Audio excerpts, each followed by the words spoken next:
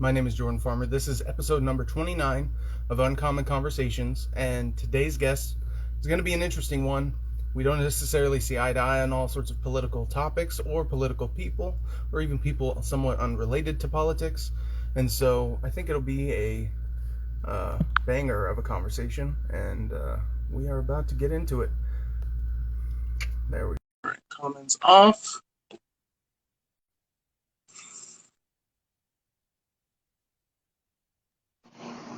Hello. Yo, what's up? Not much, man. Just kicking it, getting ready for this Cool. dope ass conversation. So I read not all, but like the first couple pages of that white paper you sent me, and I guess I would call it a white paper, whatever you want to call it. The Silicon Valley one or the World? The Silicon Valley one, the first one about Cool. Peter Thiel and sort of the fusion of libertarian, neo-fascist, alt-right sort of Yeah. congregation and stuff. Convergence. Like the convergence of those different. Elements. Cool. It's interesting. Have you looked into Peter Thiel a lot? Do you know much about the guy and his? I think I've had him recommended to me a little bit, and obviously I know he's affiliated with the NRX. I'm assuming maybe in the vein, kind of. I don't know what his extent of relationship is, but I don't know his exact. Does he write about startups? Because I think I might have had him recommended me once or twice. So it's interesting. He I don't know too much about any ties he has to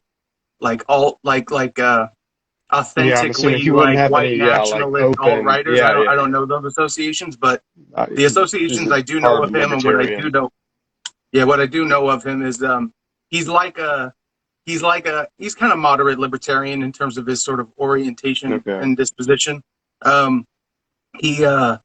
He is tied in with the intellectual dark web. I'm sure you've heard of them. You know, Joe Rogan, Harris, all those people.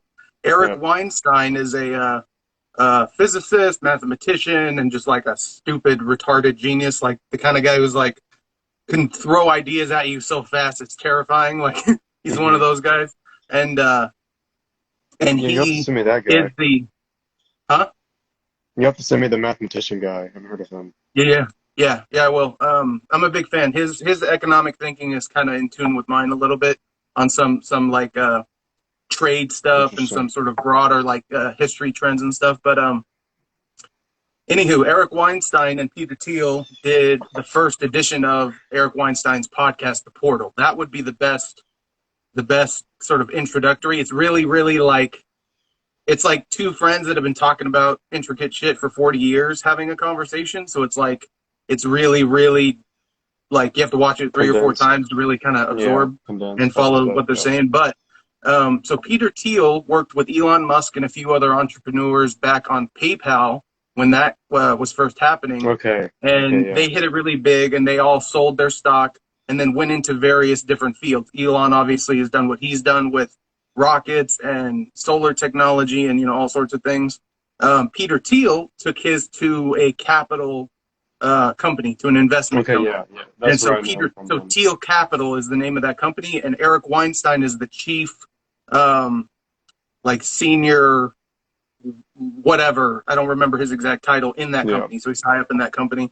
And and what's interesting is Eric Weinstein has used predictive mathematics to grow the portfolio of the company. Like he's used high level math to sort of predict the shifts in the market and stuff, and like probabilities and things like that. Like it's interesting. It's some like it's taking, because like he was a mathematician and then he took it into physics, took it into economics, took it into, you know, the various fields he sort of like fleshed out his career with, and then he went into the private sector because when he got his doctorate, he almost got he finished his doctorate program, and he almost got prevented from getting his PhD by a advisor that was sort of screwing him over at Harvard, and so he left, and I think he ended up having someone else in academia within that state help him get his PhD. and then he went on and did other things. Anyways, and so anyway. So my impression of Peter Thiel very much is that he's a foreign policy and economic thinker first. And beyond that, he has not really expressed a lot of substantive, thoughtful, formed opinions. Okay, He doesn't that makes really sense, talk yeah. about any sort of white, like definitely has never spoken Yeah. openly about any white nationalism or any sort of white identitarianism. And the whole trend of the IDW is anti-identitarianism, trying to get away from, making our less meaningful identities. Like there's our soul and our character and who we choose to be as a person. And then there's the skin we were born in, who we like to fuck, stuff like that. That's like that is meaningful because it is a part of our lives, but like it's not sort of meaningful one person to the next in terms of their character or anything like that. What's that called? IDW? The intellectual dark web. Oh, okay. That's the IDW. They're so there's like the Joe Rogan type of. Okay, I see. So it's interesting because it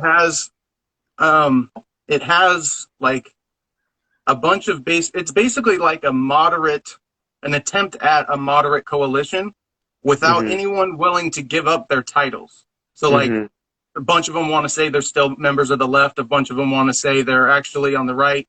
Like Ben Shapiro is more of a libertarian than a conservative in terms of the law. So he's like not quite as conservative as many other people in terms of like implementing social issues onto other people. Yeah. And he's like the only guy on the right officially, like that he will say he's on the right, like in that whole group. And so your sort of orientation, I think, is close to mine. Like you seem to be fundamentally anti-fascistic totalitarianism. Like you want to avoid and the obvious racial ties, racism ties that sort of overlap that school of thinking. And I reject that fully. My only concern, because this is politics, is the way people can play people off of each other. So the Berlin Wall on the Soviet side in the Soviet Union was called the anti-fascist wall to keep the fascists out of the Soviet Union. Exactly. So you can use and this was after the wars. This is after the Nazis and after all that kind of stuff. It was still called that all the way up until it fell. And so you can say you're against something and still be for some evil shit potentially, like gulags and shit like that. So that's my only pushback against the whole Antifa, fuck the fascist movement. Is just like there's other bad people. Is like the only point. Like that there's other people that also we got to focus on, and it's very easy. It's interesting. I'm sure you've heard of Steve Bannon. He worked for Breitbart. Oh yeah. He's a name that gets circled around. I did not look into him for years because I kept hearing from people that I thought were really, really like authentic news sources that he's one of the real racists. That's what I kept hearing about him. Like I heard, like there's the people that are racist-ish that they don't like, that kind of perpetuate racism or whatever. Like that's the left-wing sort of framing of it. And then I would hear those same people say, but he's like one of the actual racist people. And I was like, damn, if they're saying he's one of the actual ones, then he must be really bad. And then I went and I listened to him, and he's basically like he's kind of like in the deepest philosophical sense a pro-labor guy. Like he's anti-elitist, anti-capitalist, like I call the hyper-capitalist class, the very, very top, and cares about essentially economic populism, where the economy is geared around making families and individuals and laborers as valuable and therefore as like wealthy as possible. Because like labor is just a commodity amongst many, and you have to treat it like one because it's economics. You don't get to just say economics stops happening because it's people. It's still, economic forces at play.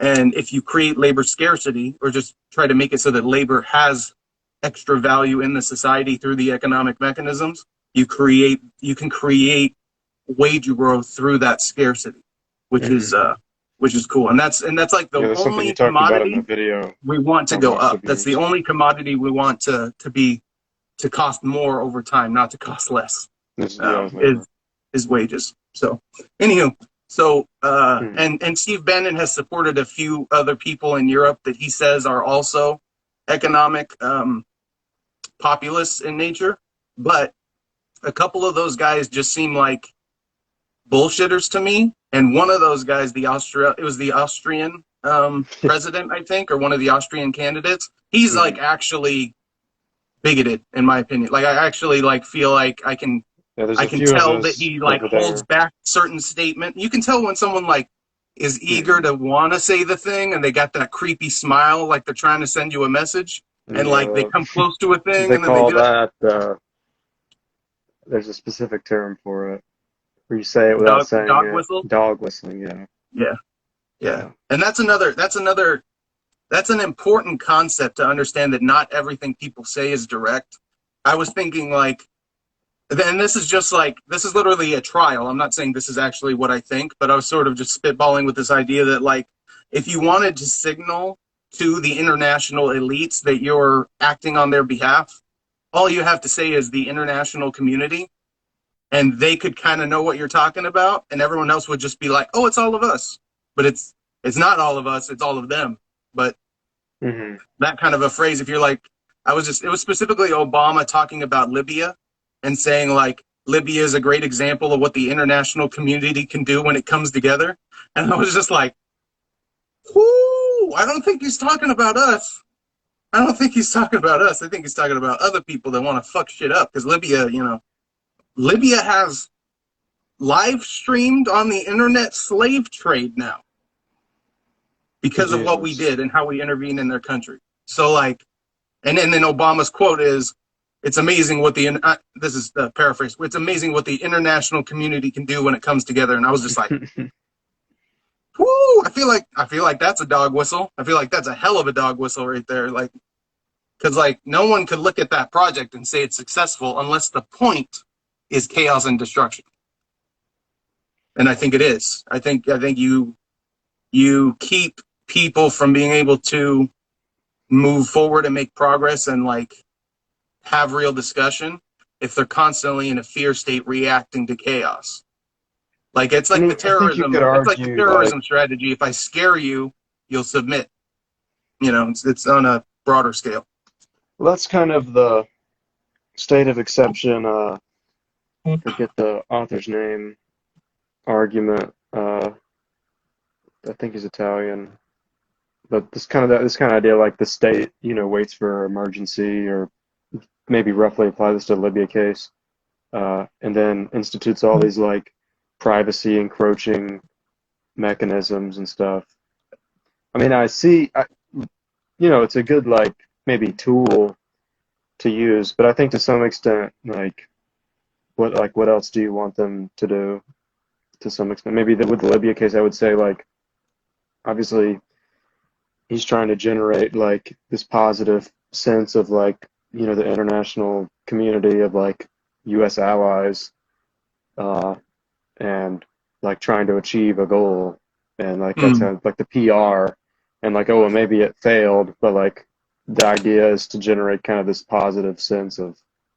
It's sort of the same thing with 9/11. It is hard to tell. It is hard to tell if you're dealing with, like whether it's genuine or it's like put on, like just heartwarming political rhetoric from a politician. Like that's standard for the most part. Most politicians try to be comforting and uniting and sort of. And so yeah, there's that like sort of obvious, maybe not positive, but obvious.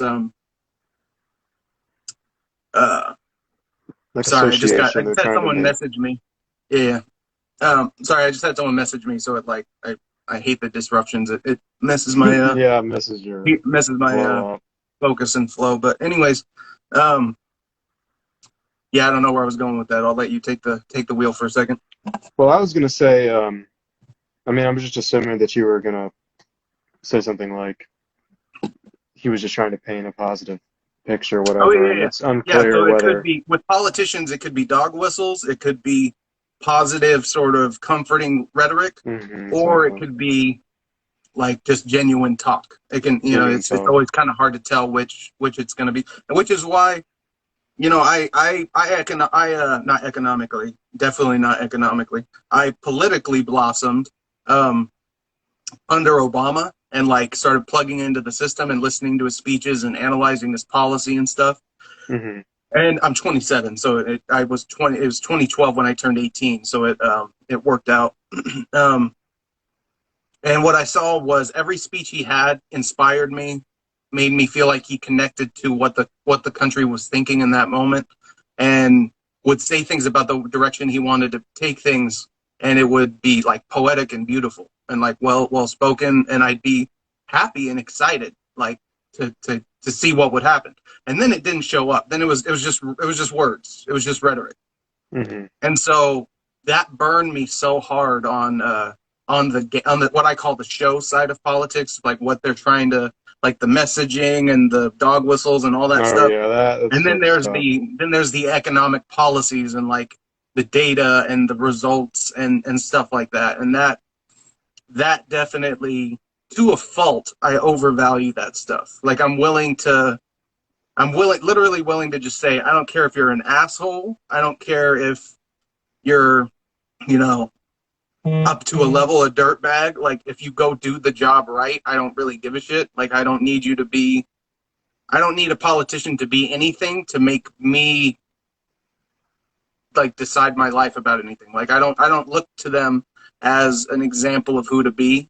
And Hmm. so they're putting on a show to try to pretend like they are someone we Yeah, want to to look up do to be like. I'm this. like, Yeah, kind of. nothing. That's kind of where I think about. I'm definitely more into the rhetoric and psychology side of things, and I've definitely made that more and more clear that that's like it's become more and more clear to me that's just a different thing than like the actual on the ground And not policy. to say, and like I want to make sure I'm making this point clear, that stuff is valuable. Your rhetoric, your ability to communicate with the masses, your ability to like be a leader that comforts people. Those are good qualities to have in a politician. Like if they can be authentic and real and actually like produce stuff. But anyways, continue. I didn't mean to cut you off. Well, I don't. I mean, well, I was just gonna draw a connection to something earlier with the maybe not even relevant to that distinction between maybe rhetoric and technology. Um, but like thinking about you're talking about, you mentioned an Austrian person who was dog whistling. There's some over there in the so it would be the Eastern European countries that they don't even dog whistle. They just say or I think They just, Orban. They just say it. They don't even. I mean, There's not to no just point coding at the it. Eastern Europeans, but the Asians are kind of known for that too, to be a little bit Just more yeah, open just to like racist and against each just other, say like it. the Japanese hating the Koreans and all kinds of shit like that. It's funny. It's It's wild. interesting. There's a guy who wrote a movie that Clint Eastwood did or something, and he's like a conservative podcaster, and he's an old man, Andrew Clavin, and Hmm. he has a really interesting perspective because he went and lived in the UK for like 7 years, and then Hmm. he went and came back here, and he's traveled a little bit. And his claim, and I don't know how relevant it is to like the issues on the ground we're dealing with, but in terms of what he said was that people across the world are actually a lot more racist on average than we are here in the US and like in places like Canada and a couple of other Hmm. countries. Like we don't realize how far, not just within our country, how far we've come along, but also how different we are from other countries. Like the United States has the greatest population of foreign born citizens in the world. And like Norway and Saudi Arabia to a lesser extent, and a couple of other countries are basically like racially uniform for the most part. And it's Hmm. they just don't, like they don't have racial tension because they don't have different races in their society. Hmm. And for a variety of reasons, sometimes it is racism, sometimes it's just like, That who's is. deciding to pick up and go to Saudi Arabia unless you're a rich businessman, you know like everyday people aren't going to relocate to Saudi Arabia from Yeah. the Western sort of Christian world, or even like the Buddhist Buddhist sort of Asian and Hinduist world. Like it's the religious lines for sure. Like you have those sort of, you have a little bit of interaction between the Buddhist and Christian world, and it's growing, but the Muslim world is definitely kind of insulated in certain parts. Places like Indonesia are different. They're like a total mix of a bunch of stuff. So it's hard to like really well define it. But anyways, his opinion that like we're a lot less racist than other countries, I think that's probably true. But for me, like the idea that there's collective guilt or like a collective racism we have in the United States, it's like you're literally just saying because there are some racist and some racist outcomes or policies that we're all sort of guilty of it. And it's like, you know, you and me, especially, we were born, you know, in the last 30 years. So how the fuck could we have like participated in a bunch of this shit? Like, you know, we barely started voting recently. How the fuck are we responsible for, you know, all this stuff? And like me, for sure, I don't hold any minorities down in my own life. Like I love all people and I'm just doing my thing. So I think, so I reject the collectivist racist thing, which means, unlike Andrew Klavan, I'm not concerned with are we less racist than other countries so much as like those who are racist here just need to be not called out for the sake of like embarrassing them in society. Because I actually took a different approach. I talked to an actual racist, like no, he had a shirt, said 100% white on it.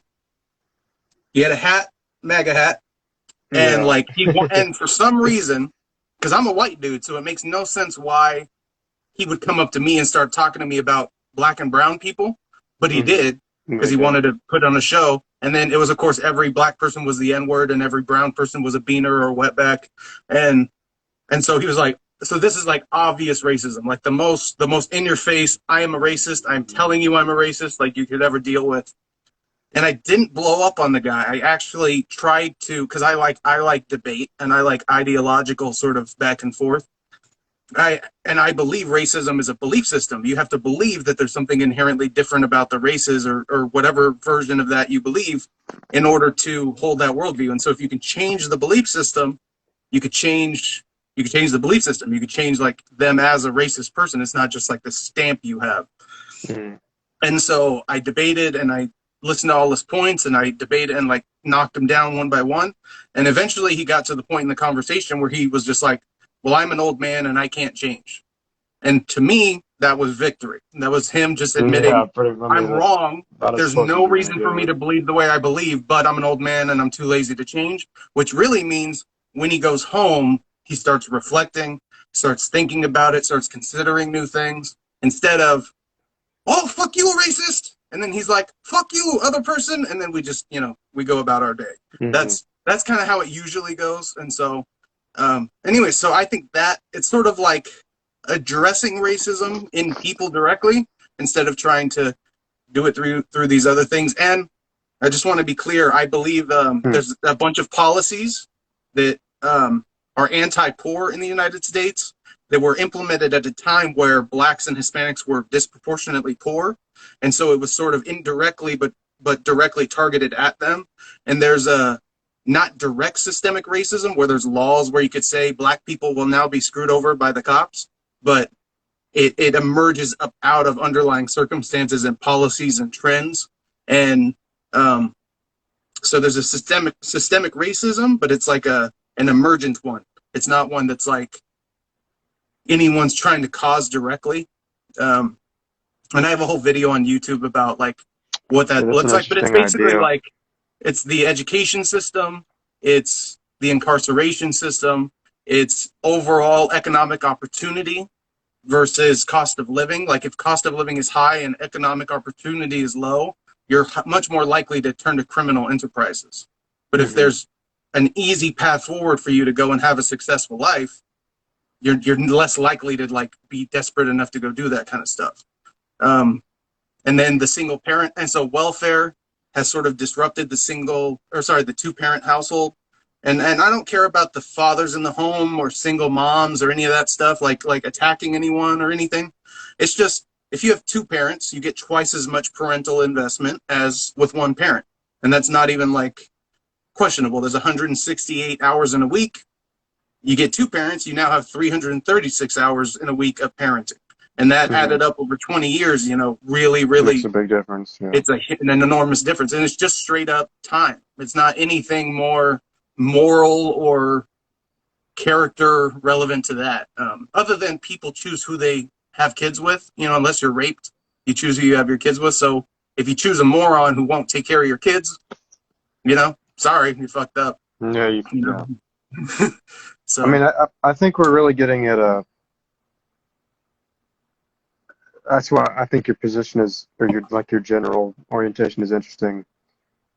I think that, like, kind of several of the points you made, I know I particularly. spit a lot of shit out, so no, Well, no worries. I was going to reference particularly when you were talking about like the approach you should take to so-called racist people, like name and shame versus like discussion or something like that. But kind of more specifically, this idea of like emergent racism and like belief system racism. And to me, I kind of take a pretty radical position on beliefs and sort of like what you say you think, and people's deeply held commitments to believing in specific sentences.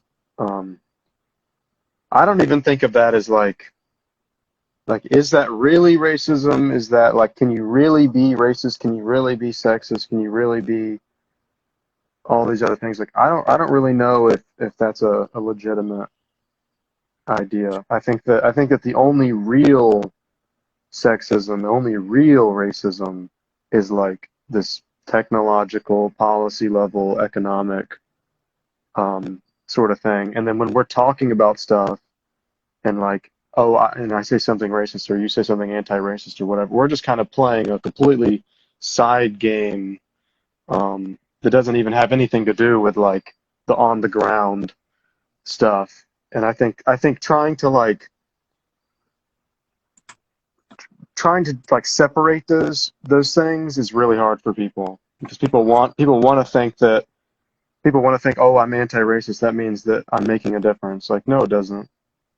Like just because you say something doesn't have anything to do with what's actually happening. You could be the most racist person, you could be the most like economically, you could be the most anti-racist person, like, but those terms don't really even apply to the economic level, like, because it's just sort of this emergence idea, like, is what's going on the ground is so complicated that no individual person has enough information in their brain, conscious information, to make decisions about how to like be racist within that like super complex system.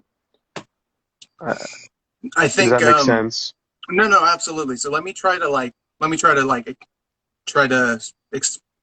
repeat back to you what I think you just said. Okay. That essentially that if racism is just in the mind and even just in your words, but in society and action and the outcomes of society and everything, and the effect, sort of like the words matter to the extent that they affect the world, like not by themselves, but to the degree that they affect the world, that all that concrete in the real world on the ground stuff is not just more important, more meaningful, more of central focus for us, but that the other stuff is sort of meaningless by comparison, and that like these on the ground systems are and like realities on the ground are the things that are the grander determining factor. Yeah, but to kind of focus then on like this like mental idea, not even that the mind doesn't matter and it only matters insofar as it affects what's going on in the world, but more like the terms you use in your mind. Like, if you're like vehemently anti-racist or like vehemently racist, like, to me, I would almost, and this is going to sound kind of radical, but I would almost equate those positions as being like equally neurotic, or equally looking for something outside of yourself to satisfy something that is going wrong in your own personal life. I think I was okay. I think I misunderstood your. I sort of was assuming unfairly. I think that you have an allegiance to the anti-racist sort of movement, but I. So let me try and see if I'm picking up what you're basically saying like um you're basically saying they're different planes. So like there's the racist anti-racist battle, and then there's like the underlying policies and sort of other battle over here, and they're like distinct in a certain sense. Hmm. Like they're Hmm. like the racist anti-racist thing and the policy track are like not just that the policy is different from the rhetoric or the anti-racist racist game, but the anti-racist racist game also isn't really relevant to the economic on the other Hmm. side. Like they're very Hmm. much Hmm. okay. Yeah, I agree with that, and I agree that like, and I also agree you sort of your deeper psychological insight to people that are obsessed with the racist, anti-racist thing. If you're racist, then you're sort of like if you're that white guy, you're trying to get value, like you said, from outside yourself. You're trying to Hmm. get value from outside yourself based off of your white identity, something you didn't earn, you didn't act, that Hmm. you can't take responsibility for. And then on the other side of it, through my words and my allegiance to anti-racism alone, I am now like virtuous in some way, or I'm getting value from this association with this team of anti-racism, but like the on the ground stuff is still this thing to the side. Hmm. And I agree with all that 100%. I think that it's worth having that discussion, but even like the anti like so the anti racist thing is kind of related to the anti-fascist thing, where it's Hmm. like you could be a murderer and not be racist. You could be a rapist and not be racist. So it's like the I'm making another parallel here. Bear with me. AA is about being anti-drunk. That's your morality. As long as I'm sober, all is well. And that's not true. There's many more steps, and that's really downplaying it. But anyways, there is that sort of like as long as it's not this thing, you're good. And I think if the only time that's true is if the word is evil. As long as you're not evil, you're good. But anything else is just like a shallow substitute for that. And truly, That's like we have interesting. people who are happy to step on everyday people, happy to screw everyday people over. We have rapists, we have murderers, we have so like you can say whatever you want about the QAnon thing. We have rich people that get away with crimes. We have pedophiles that get away with crimes. We have rich pedophiles that get away with crimes. We have human trafficking. We have child human trafficking. We have elitists that are making backdoor deals and manipulating us in ways we don't fully understand, like cartels in the background. You add all those things up together, you have QAnon, even if you don't want to say you like QAnon. Like the pieces are all kind of there. And so the conspiracy narrative where it's like they're actually Satan worshiping and they're actually doing this and Hmm. that and It's whatever, just so unnecessary. that like takes it to this next tier. And so like Hmm. here's how I explain it. Conspiracy theory can mean George Bush sacrificed small goats on the back of the White House lawn, or you have that rich cabal of elitists that have interest in power and money, and so they pursue power and money by using power and money together to create more power and money. Hmm. Like that's one conspiracy theory which we all pretty much believe, and then there's another conspiracy theory that's like seems like total buggery and nonsense. So um, I try to be careful with not falling into those traps of it's like with the QAnon thing, right? Like all the pieces are there, so and the policy debates are there. Like if they're actually Satan worshiping cults and the occult and whatever, that doesn't mean shit for policy. There's no like you're not going to create a rule against people wanting to be a part of a weird Yeah, religion, you know. So it's not even exactly. and it's not even related, but it's Hmm. fused in there, and then it creates this sort of like, oh, these are the crazy ass people, and then all those topics are tainted with that crazy ass stink, and so Hmm. they don't get addressed. They get ignored. They get avoided. They get it's a one of the layers of the game that is being played. I think that's kind of where at least in the last like few weeks, is I keep getting more and more into this sort of idea, like just kind of taking it further for this idea of like identity ends up a lot of times being like anti something. Like if you're racist, you're anti this other color. Mhm. If you're like sexist or whatever, you're anti whatever. I mean, you could even. I don't want to apply it too It much to like divides people. It creates anti-fascist and division. anti-racist. Yeah, yeah. I mean, that's definitely being like against that is like a much lower level of like badness if we were gonna like quantify it. But like even still, it's kind of this definition of yourself or like this sort of understanding of your role in the world is like being against something else. And the sort of the idea with like QAnon is like an implicit, like sort of like, oh, it seems like rich people don't really care to some extent, and maybe they have an interest in like hoarding money, even though they're not contributing as much to the economy as they could be, maybe didn't earn the money in the right way.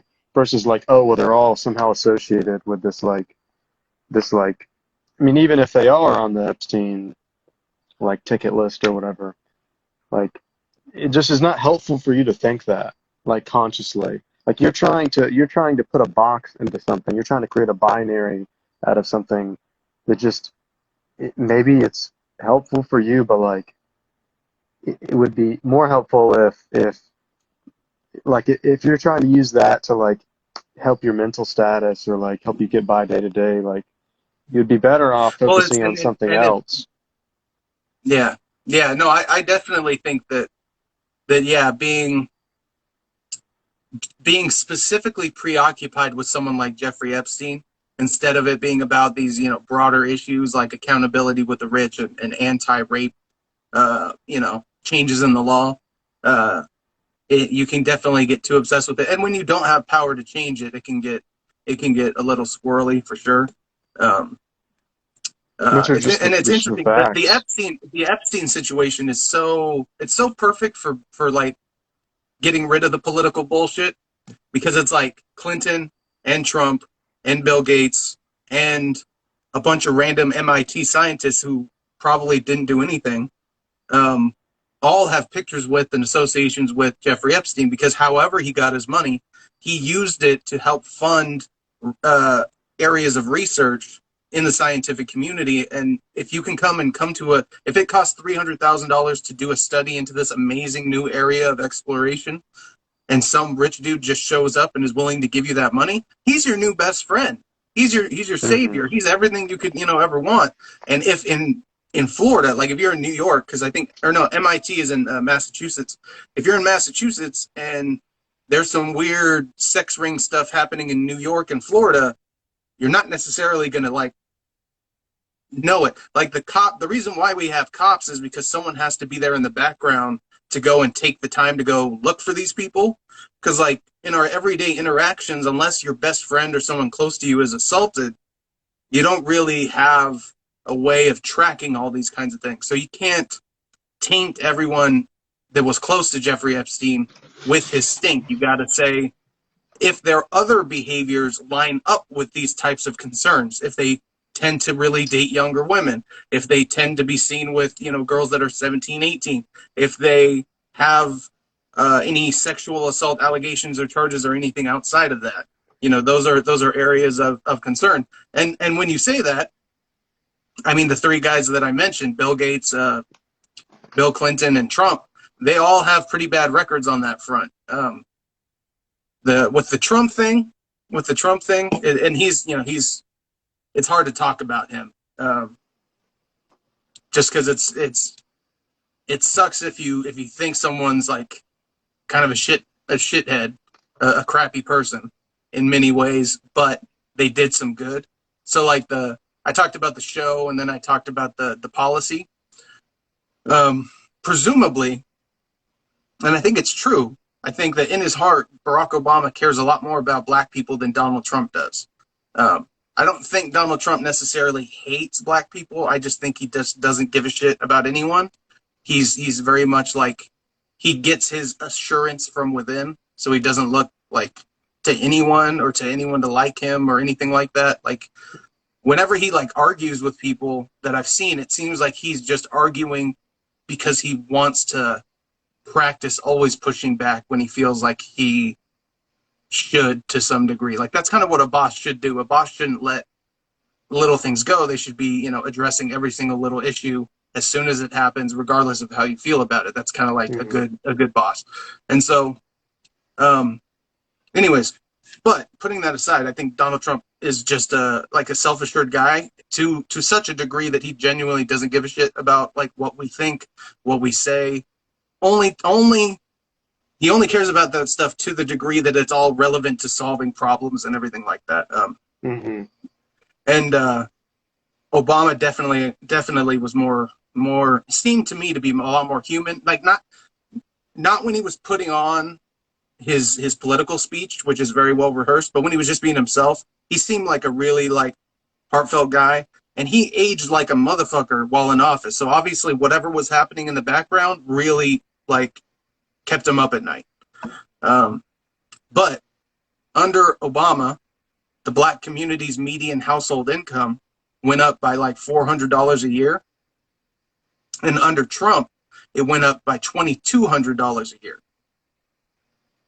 So if you care about solving economic inequality and raising the black community up economically, and I do care about that, and I do think if the black community is richer, that's more STEM students in the black community. That's more doctors in the black community. That's more lawyers in the black community. So that means they get better scientific understanding. They get better legal representation. They get better health care because most communities are sort of, insular in that way. Black people go to black doctors, white people go to white doctors. And that's usually the case more so than, when you just don't care.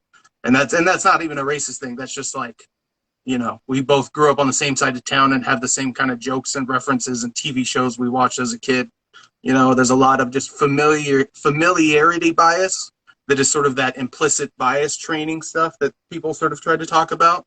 It's a lot of familiarity bias where if you're just not familiar with someone, neurologically, we have what's called a novelty response, meaning an unknown has showed up.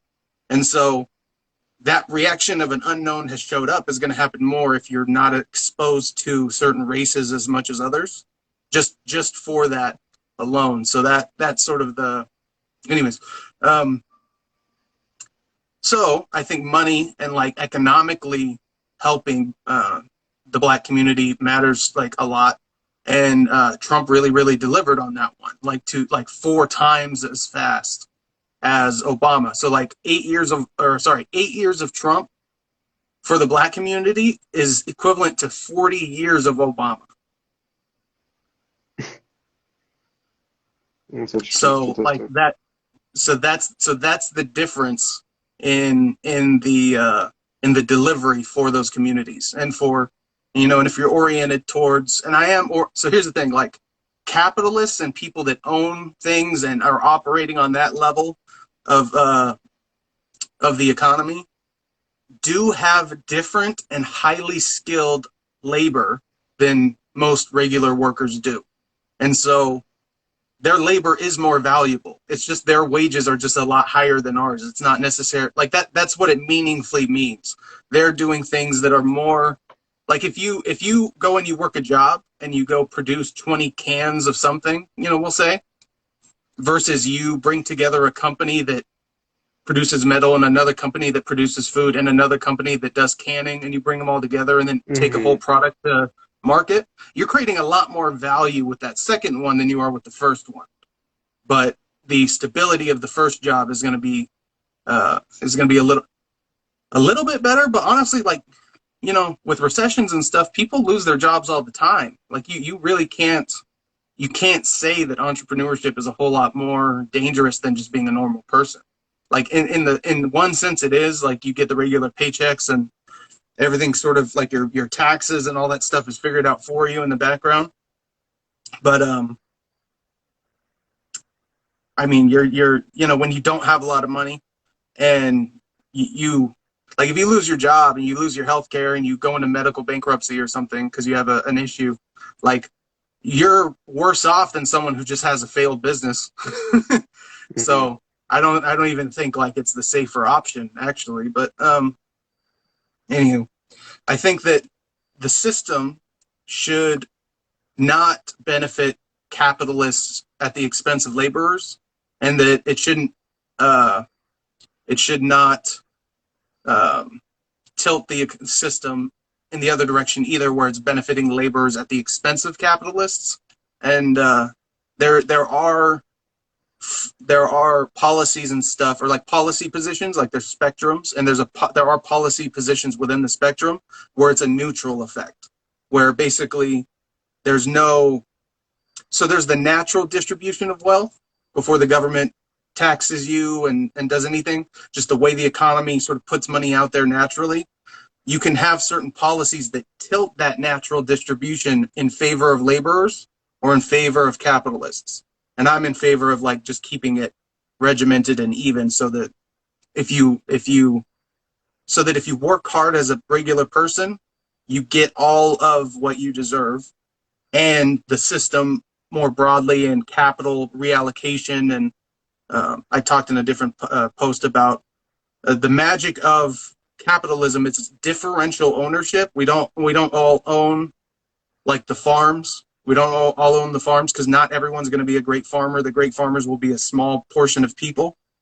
And we don't have we don't have the same reward. We have differential reward, which means like if you produce more things in the economy, then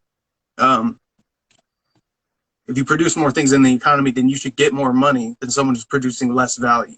Like that just seems like inherently meritocratic and fair. And so you got to just make sure the balance of that is all right. Make sure that you don't have. So I believe in. So the Civil Rights Act to me is like economic inclusivity, where it just says like your personal things should not be a reason why someone won't let you do a job. If you could do the job, if you are professional, you dress the way they want you to dress, then your race, your sex, your orientation, or anything like that, your gender identity, if it's fluid or traditional binary or whatever, none of that should be relevant to you working at Taco Bell or you working even in a high-level corporate position. I absolutely support that. The only extension I would put to that is not just religious beliefs should be protected, but political beliefs should be protected as well. Because if you can fire someone because they politically disagree with you, that's just straight up like manipulation of the political system, like and like society wide, almost. I mean, I definitely agree with the sentiment, especially with the obviously Civil Rights Act and like more meritocratic. Like the good farmer gets the money to continue producing. I wonder to some extent, like you're talking about, like, okay, we should have total inclusivity because everyone should be able to be a producer. And I support a UBI because not everyone's ability to. Everyone has their own. Everyone has their own creative and productive capacity, talent, whatever you want to call it. Everyone can just do whatever the fuck they can do. Some people's ability to do shit is not so good that they can cover cost of living through participating in the market. You need, and we all, Americans all agree we have to do something with the government, pretty much. Like some people disagree, but for the most part, no one wants to get rid of this stuff. We all agree we have to do something for the poor, for those people that will, like, for all of eternity, there will be some people. It's about 12% of the population in the United States, and it's in Texas it's 12% poverty, in California it's 12% poverty, in Michigan it's 12% poverty. It's about 12% of the population that can't cover their cost of living. And so our current welfare system is dysfunctional because it gives people money to be dysfunctional. And when they start to make good choices, those benefits go away. Literally, like a single mom of 2 kids in a bad neighborhood who's working a crappy job, she gets an offer for a better job, but she's currently on government-assisted healthcare. So her kids are getting healthcare only because she's making less money and in living where she is. And if she took that job in that different neighborhood, she would not qualify for the benefits, and she would actually have less resources at the end of the day, and her children would lose healthcare. That is the way the system works. That creates a trap for people to stay in that suppressed dependent zone. And then you have multiple generations of that that sort of cycle on through no fault of their own. I'm different in the sense that I see people as victims, but of the welfare state. I don't see them as victims of like their own bad choices, and I also don't see it as like the bad if the welfare system makes people do bad stuff and people do bad stuff, you can't blame those people because they're following rational incentives. The system is like telling you to do a certain thing. So anyways, so UBI is different because it's behavior neutral. No matter what job you have, no matter where you live and what you're doing and how many kids you have and whether or not you're married, you get this base level of support. And the only thing that changes from a total free market scenario and a UBI scenario is that you have resources to work with. Because if you want to better your life, you need to go get a job, be productive in society, and go earn yourself some money. If you don't, and you just stay stagnant, you'll run out of money or you'll never grow and you'll be in a relatively poor situation your entire life. And so you don't have as much suffering. So people aren't going to like reach to the point where they have no money at all and no resources. But you do create a scenario where people have resources and all the other incentives of the free market are still at play pretty much, except you're just not dirt poor. And the only fear is if you have this kind of a system, what keeps us from voting to keep increasing the UBI until it's all gone, till the whole system is like inflated out of existence, and it's just like how do we keep ourselves from just upping that ante every single year? And my answer to that is the objective data shows us that the government should spend between 25 and 30% of GDP. That's where you get the most growth. If it's below that range or above that range, it actually suppresses growth for a bunch of reasons, but it doesn't matter. That's what the data shows. So the 30% of GDP is the natural, if you're a scientist, the natural scientific limitation on government spending. So that UBI and the military and courts and all the other stuff we have to spend on government or spend to fund government, make it run, that has to be capped at 30% of GDP. And if we have that, well, then we now have a limitation on the UBI. And so it's a little bit more workable. Yeah. So I support it for that reason. I think it's a different kind of welfare system entirely. And unfortunately, conservatives confuse a bad welfare system with all possible welfare systems, which is a mistake.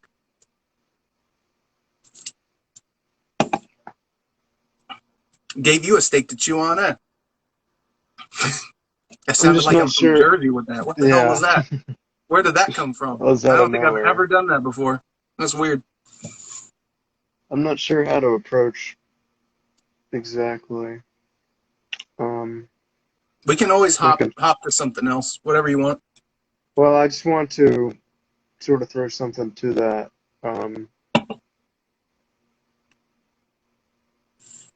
My kind of position is like we're talking about the sort of dualistic mindset of like having to affiliate with something outside of yourself.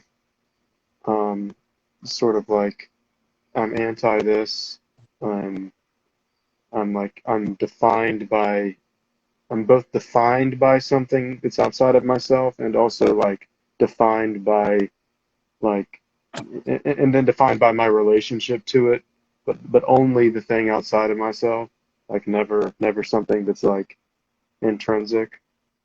I feel like to some extent that mentality is relied upon to perpetuate consumerist culture, and like I question to some extent like I understand like okay, you can do this and this and get the economy running, but like I question the extent to which like the what is considered productive inside the economy is like genuinely something that's productive, and like if you have a closed system of, even if it's like a free market, like if you have something of a system, it seems like you're constantly like off-putting, like a big part of it seems to be off-putting risk to like the future when it's not, like, so that it's not in the present. And a good example is like it's obviously climate change. Like it seems like the solution to climate change is to like continue to like do gradual improvements that make it seem like we're making a big difference, when in reality like it's unclear or like just totally, uncertain. Um, so like yeah, you can give people money and you can have them stay at home and stuff, but I mean if like the backbone of your economy is people buying stuff that they don't necessarily need, like I just question, like can you really be creative in that mentality, or in that situation of like hyper abundance? Can you really be creative? Like, can you really do something that is going to buck the trend? I wonder about that. It's so you sort of touch on a few things, and I think I'm sort of inferring the central line there. On one hand, I've always been anti-materialist to a fault, where I haven't had enough shirts. Like I have money. I've been working. I've been productive. It was never that I didn't have the money. I didn't like going shopping. I don't like spending a bunch of time reading up reviews and looking at this thing and this thing and this thing. If I need the thing, I'll get the thing. That's whatever. And there's been times where I had like, 4 shirts, 5 shirts that were like there, and so I had to go get some more just because I wasn't there. I took a picture and shared it on my personal Instagram recently, and it's one of my favorite pictures. My girlfriend took it. It's behind me, and I'm holding her really pretty like sandals, like with gold and little sparkly stuff, and then my like $6 pair of cheap rubber flip flops from the gas station that I had walked on so much there were literally holes in both of them. Yeah, And so I'm holding that, to compare. and she's taking a picture behind me while I'm looking off into the ocean at Pebble Beach in Monterey, California. Mhm. And so I wrote like this, that image captures life to me, what matters and what doesn't. The moment, the sand on my feet, the salt in my lungs, my woman being there, the love of my life being there, the moment, the history, the memory, all of that mattered. My fucking flip-flops didn't mean shit. That kind of stuff is meaningless. It's functional, it's convenient, but it's not of any sort of like significant level of value. Mhm. So like the meaning in life, I'm gonna use the Bible. Man does not eat by bread alone. So so we're, as humans, we're emerging up out of the animal kingdom, out of Mother Nature, and so we have to have resources. We have to, like, to survive. We need food in order to like reasonably survive and thrive. Housing and now electricity and all these things that are not like of supreme moral significance. They're just technologically great and stuff. I think so.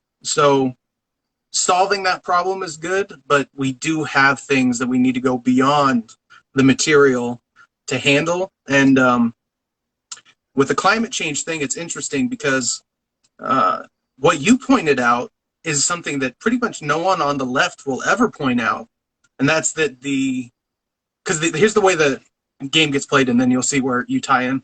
Normally, it's like climate change is happening on one side, and then the other side's like, no, it's not. And then the other side's like, yes, it is. And we're contributing to it. And then the other side's like, I don't even think it's real. But if it is real, I don't even think we're contributing to it. And then that's sort of the end of the discussion. And then the people on the left are just sitting there, that initiated it. They're like, well, these people don't care. Obviously, the experts on our side that came up with the Paris Climate Accords and Kyoto Protocol are solving the problem. So it's like climate change is real, and the Democrats have the answers, and that's sort of like the go-to. The 1 hour limit's about to hit. We'll have to just hop right back on.